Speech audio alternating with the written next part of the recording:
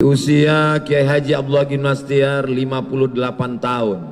Rasul sallallahu alaihi wasallam 58 itu menurut miladiah ya. Iya. Berarti kalau hijrah berarti udah 60. Iya, Ustaz. Anda tidak rasa takut mati?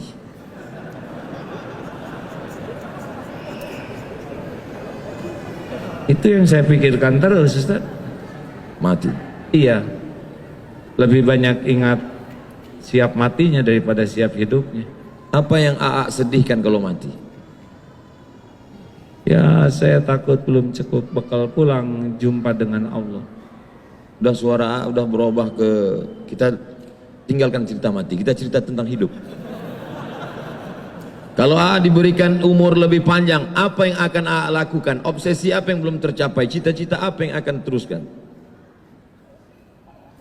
Seumur-umur baru saya mengalami kayak gini. Insya Allah. Kalau saya diberi umur panjang, satu, saya ingin betul-betul tobat, ya, sehingga tidak tersisa lagi dosa-dosa kecuali Allah ampuni. Karena saya tahu tidak ada yang mengancam Abdullah Gimnastiar selain dosanya sendiri. Saya tidak pernah merasa terancam oleh apapun siapapun selain oleh dosa aib yang selama ini saya lakukan, dan itu harus betul-betul. Dalam beberapa pertemuan AA selalu cerita tentang dosa. Lama-lama saya berpikir, dosa apa? Korupsi nggak ada kesempatan. Pacaran tidak mungkin. Dosa apa? Nabi SAW, wallahi demi Allah inilah astaghfiru ila rabbi, aku beristighfar kepada Allah wa atubu ilaih, bertawad kepada Allah mi'ata marrah, 100 kali sehari malam. Nabi juga bercerita tentang dosa. AA bercerita tentang dosa. Dosa apa? Dosa terbesar yang membuat Allah murka sekali adalah inna syirka la dzulmun azim. Sesungguhnya syirik itu kezoliman yang sangat-sangat besar. AA pernah ke dukun?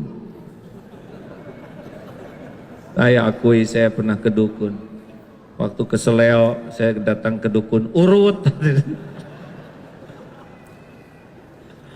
Jadi syirik itu ada tingkatan-tingkatannya. Mungkin untuk orang tertentu musyriknya itu nyembah berhala. Tetapi makin lama Allah makin tahu nih, kalau kita dikasih ilmu, berharap dari makhluk aja itu sudah berbahaya. Jadi yang maksud dosa itu bukan minum khamar, bukan pakai sabu, bukan korupsi, bukan zina, tapi berharap kepada makhluk juga sudah masuk dalam kategori syirik. Yang saya harapkan hati saya benar-benar bersih dari bersandar ke siapapun selain Allah. Itu makna tauhid yang maksudnya. Kalau kata guru saya begitu. Jadi istighfar atas istighfar, misalkan astagfirullah, astagfirullah, tapi pada waktu istighfar kita tidak merasa lagi tobat, itu pun harus kita istighfari.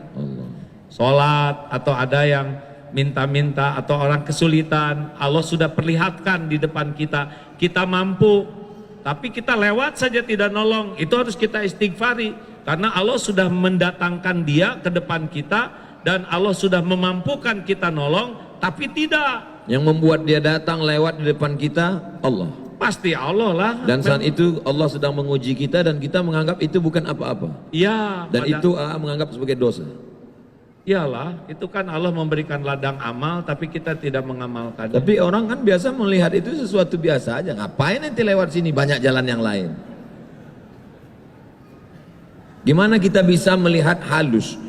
Ada seorang melihat dengan mata, tapi ada orang melihat dengan mikroskop, sehingga dia melihat sesuatu yang tidak nampak dilihat orang, dia melihat. Bagaimana supaya kita halus melihat yang bukan dosa pada pandangan orang awam, tapi dosa bagi kita. Menurut pandangan ulama tasawuf, hasanatul abrar sayyiatul muqarrabin. Yang menurut orang awam biasa itu biasa, tapi bagian orang yang dekat pada Allah itu sudah dianggap sebagai dosa. Bagaimana kita bisa sampai ke level itu? Gak tahu ya. Saya kan belum masuk ke level itu. Tapi ya sudah beristighfar melihat itu. Disuruh guru saya. Allah. Ini di dunia ini tidak ada yang kebetulan. Ya. Kita bertemu dengan orang yang menghina misalkan, itu kan dengan izin Allah juga. Kenapa sih ada orang yang menghina? Ya, Allah menunjukkan kepada kita bahwa penghinaan orang kepada kita itu lebih sederhana dibanding kehinaan kita yang ditutupi oleh Allah.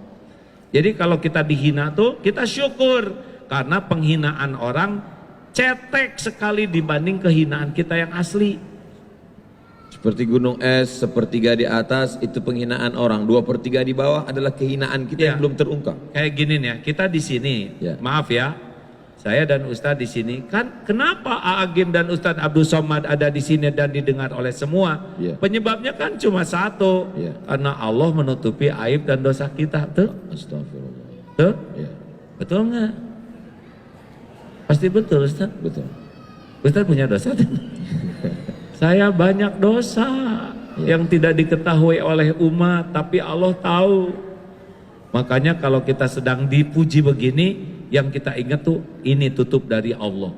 Allah menutupi aib, dosa, kekurangan. Nah itu akan membantu kita lebih peka dibanding menikmati kekaguman orang. Terakhir dari saya ya Ustadz. Yang berapa maaf? Boleh lihat Ustadz? Yang boleh ngomong terakhir itu saya, karena saya pembawa acara. Oh gitu ya. Hapunten bahasa Sunda. Jangan nyontek. Tolong Agim jangan terlalu banyak bicara. Giliran Ustadz Abdul Somad. Masya Allah. Saya nggak baca, cuman ngomong aja. Ya gimana Ustadz?